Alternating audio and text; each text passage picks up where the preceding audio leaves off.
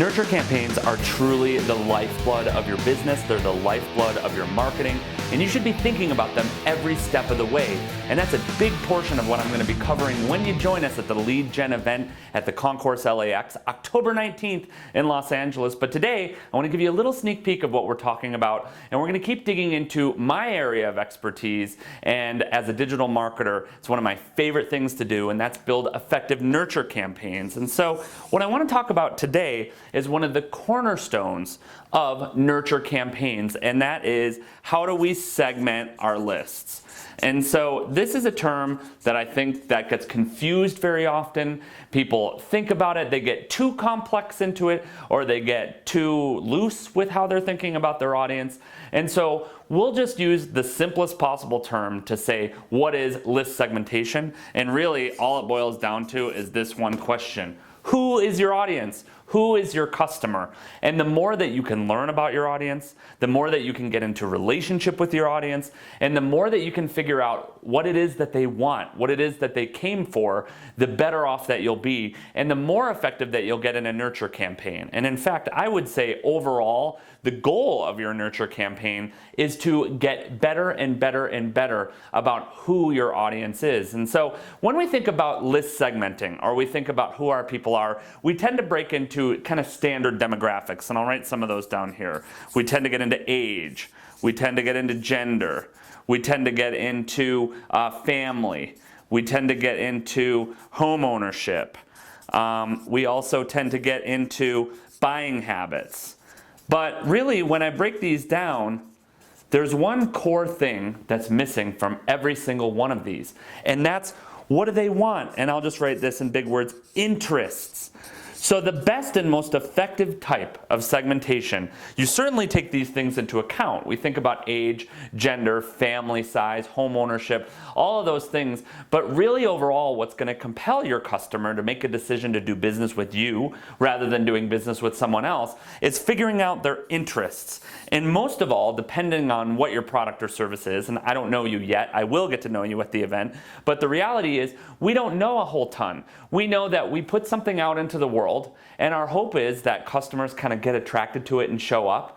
And then from that point, we've got to figure out the rest about who our customers are, what they do, what their interests are, that type of thing. Now, the goal of a nurture campaign is for us to get as deep as we can into these interests to figure out what are the buying triggers. And then beyond that, the second biggest goal of our nurture campaign is qualification. And I'm going to kind of write that up here because I know we don't have too much space on camera.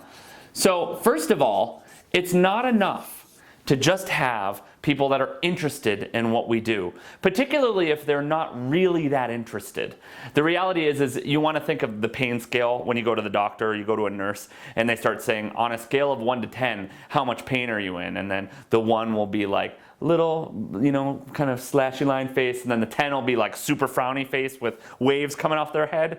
So which one is your customer? Are they a 1 or a 10 on that pain scale? And that's going to determine overall their qualification. Is this a problem that's serious enough for your customer to take action immediately? And if it isn't, which for most of us it isn't, I know a lot of you have great products, you have great services, you do great things, but you're probably residing in the kind of common area between about a 3 and maybe a 6 or a 7 on that pain scale. Now, good marketing and good nurture campaigns are going to ratchet that up. They're going to make people realize that although they're reporting that they might be a 4 on the pain scale, if they can solve this problem, it's going to eliminate that pain altogether. It's going to take them down to a 1. Whereas if they're a 7 or an 8 or a 10 in particular, they're highly motivated to buy from you.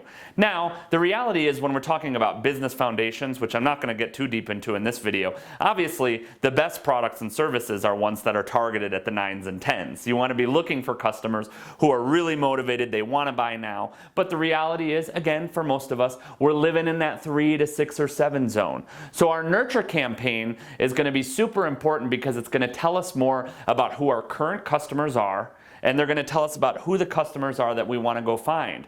And the two most important factors, which demographics often leave out, are those interests and those qualifications. So I want to break this down a little bit more. So in a nurture campaign, we're already assuming that your customer is opted in or bought. And I know we're going to spend a ton of time talking about that at Lead Gen event. So now in a nurture campaign, we're trying to take that relationship to the next level. We're trying to say, all right, I know a little bit about something you like, and now I need to be able to take that further. And really, the core question that comes out of that is, what else do you want? What else can I do for you? How else can I help you? How else can I take you to the next level of our relationship, which is you buying the next thing, getting deeper into relationship, or really gearing towards what we really want our customer to do, which in reality, what we really want our customer to do is buy our highest price thing or be in a long-term relationship with us. So for you, that might look something like a membership program where they're sticking around for the long term.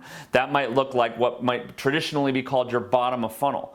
But in a nurture campaign, our most important job is these two things. So first of all, let's talk about interests. So interests overall are going to be, how do I figure those things out? Now, there's two really simple ways that you can do it.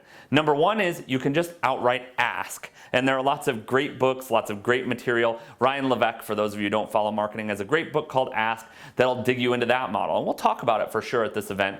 But for a lot of you, you just got to ask. You got to go to your previous customers. You got to use things like surveys, or you got to pick up the phone and you got to talk to them and say, what else would work for us? Or what else would be good in a relationship? Now, for most of us, our customers aren't that chatty, especially those customers who just opted in for something or who only made a first buy with us. So the way that we're going to start figuring out what our customer interests are is through content development. So the reality is your job as a business, and most of you don't think of yourself this way, you are in the marketing business. I don't care what your product or service is. Marketing is the business of doing business. So you have to be able to create content or create a message or something that I, the new customer, can engage with consistently. And so that content has to be diverse, not just in format. A lot of us will diversify and we'll have written content and some audio like webinars and stuff like that, and video. But the reality is our content has to be a little bit diverse. So how do we do that? We have to look at our big offer. We have to look at the thing that we say, this is what I really want my customer to do. And we have to break it down into pieces. We have to say, all right, our big offer is probably solving a lot of different problems, not just one. Whereas our lead magnet, or our thing that sits out top, is solving one problem, probably. So our big offer, we've got to start to break that down, and we have to start to create conversations around those different areas. So maybe someone's working with you because, and I'll use a good example here of a health product. So maybe somebody's working with you because they want to lose weight. That's an obvious one for a health product. But there's other things related to health. Maybe somebody's working with you because they want to sleep better. Maybe somebody's working with you because they inevitably see their health improvement is going to get them into a relationship or improve their family life. Maybe they're doing it because they're having trouble focusing and they want to be able to focus and be more productive in their business or at work. So the content I'm talking about is breaking apart those big pieces of the program into little pieces and having conversations about just those things. And what I'm going to find is that my audience is attracted to one of those particular things or a couple of those particular things more than the others. The more that I learn about this through my nurture campaign, and the more that I think about this, the more effective I will become overall. It makes me much more effective to say, I know that customer A is really interested in sleep, whereas customer B is really interested in weight loss, and I can have this specific conversation. So that's step one, is to figure out their interests.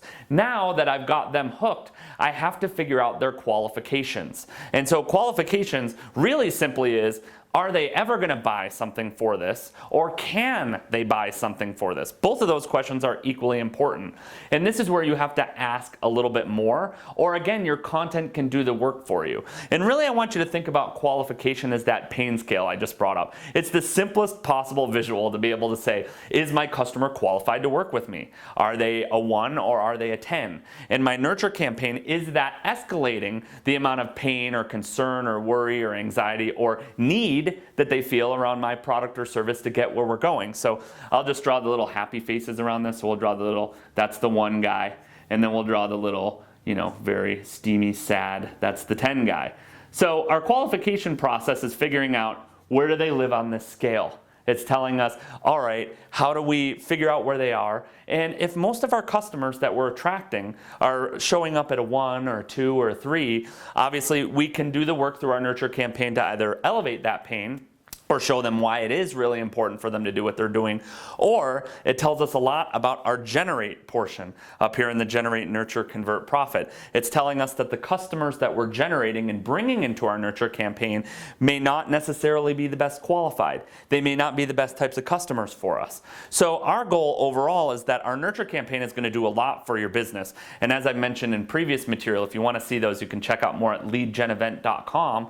So when you look at a lot of these different things, you want to be looking at your nurture campaign, obviously, to get customers deeper into relationship with you. So you want the leads you have to go through the process and earn more and more revenue and more off of them. But then overall, you want your nurture campaigns through this process of interests and qualification to be able to feed your generate campaign. So obviously, all of these things are symbiotic. They all feed each other. But more than anything, your generate and nurture are going to determine whether you ever even get to the convert and profit stage.